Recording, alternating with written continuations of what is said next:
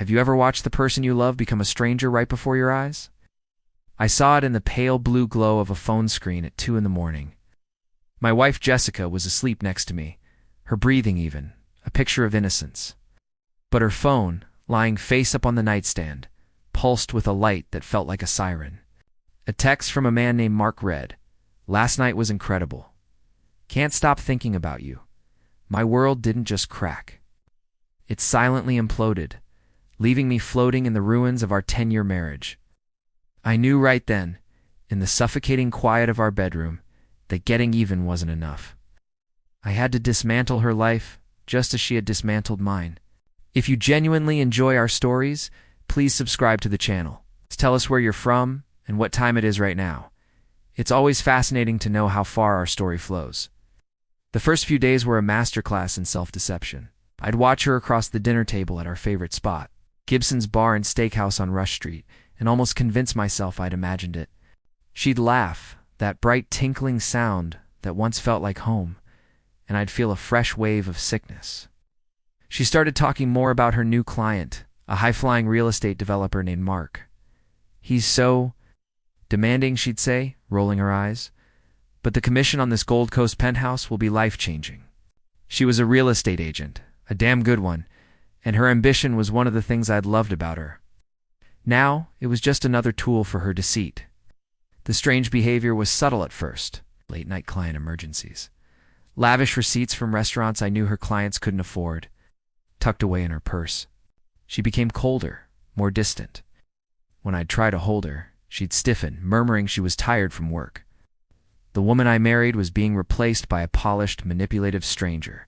Her and Mark, they felt untouchable, wrapped in their bubble of arrogance and secret meetings at the Peninsula Hotel, which I later discovered thanks to a credit card statement she'd carelessly left on the kitchen counter.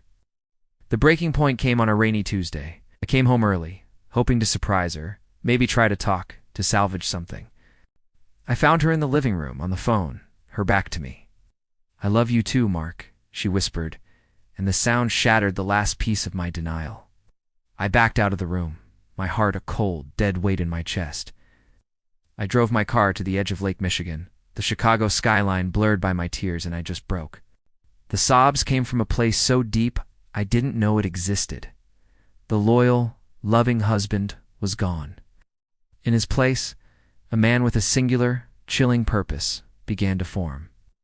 My grief turned to ice. The next morning, I contacted a private investigator, a grizzled ex-cop who'd seen it all. I also hired the most ruthless divorce attorney in Chicago, a woman known for leaving her opponents with nothing but dust. I played the part of the oblivious, devoted husband. I listened to her lies. I nodded. I smiled. All while my pie was gathering a mountain of evidence. Photos of them kissing in a dimly lit hotel bar. Records of their weekend getaways. Copies of their explicit texts. I opened a new bank account and began methodically moving my assets. I contacted the board of the real estate agency she worked for, anonymously providing them with a file detailing how she was using company resources and time for her affair, a clear violation of her contract. I even found out Mark was married, and his wife was a prominent figure in Chicago's charity circles. An anonymous package with all the proof was prepared for her. The day I chose was our 11th anniversary. I booked a table at Alinea, the kind of place she loved for its pretension and status. She was radiant, gloating about closing the deal on the penthouse. "We should celebrate," she said, squeezing my hand. Her touch felt like a spider crawling on my skin. After the main course, I didn't pull out an anniversary gift. I slid a thick manila envelope across the table. "What's this?" she asked, her smile faltering. She opened it. Inside were the divorce papers, along with a single, glossy, 8x10 photo of her and Mark kissing. Her face went white. "I know everything, Jessica," I said, my voice unnervingly calm. "I know about the trips, the lies, the hotel rooms." Her phone buzzed. It was a message from her boss, informing her she was fired, effective immediately. Another buzz. A frantic, furious text from Mark. His wife had left him and was filing for divorce, threatening to expose his shady business dealings. Her entire world, so carefully constructed, was burning to the ground right in front of her. She looked at me, her eyes wide with a terror I'd never seen before. The arrogant, untouchable woman was gone, replaced by a broken shell. I stood up, leaving her there amidst the wreckage of her life. I didn't look back. The revenge wasn't loud or explosive. It was a quiet, systematic erasure. Sometimes I hear she's working as a waitress in some diner out in the suburbs.